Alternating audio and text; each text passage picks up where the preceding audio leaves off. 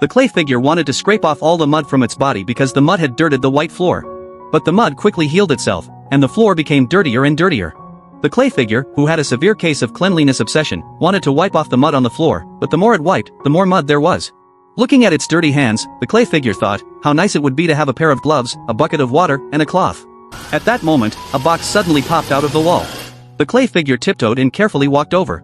Inside the box were exactly what it needed, a pair of gloves, a bucket of water, and a cloth. The clay figure took out the gloves and put them on. Now it could finally clean the room properly. It wiped the floor while stepping backward, erasing each footprint it had made, all while standing on the pristine white floor. In order to ensure the absolute cleanliness of the room, the clay figure placed its feet on the cloth. Finally, the floor was completely clean, but it had confined itself to that small piece of cloth, with no freedom at all.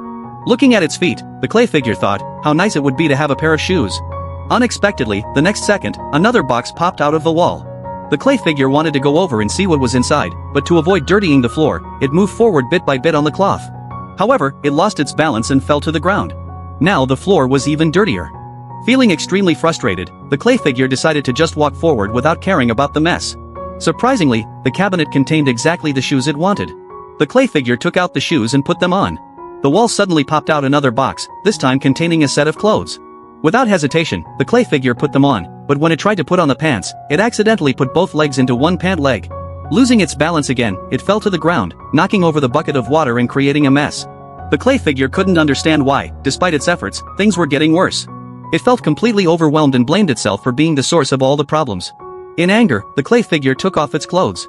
It hated its mud-covered body and frantically tried to scrape off the mud, forgetting that it was, in fact, made of clay. The clay figure completely broke down.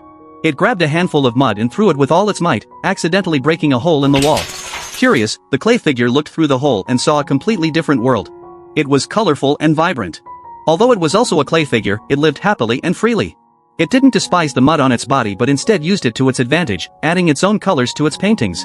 The clay figure had wanted to live a pure and spotless life, but life itself is a mess. So, it decided to make peace with itself.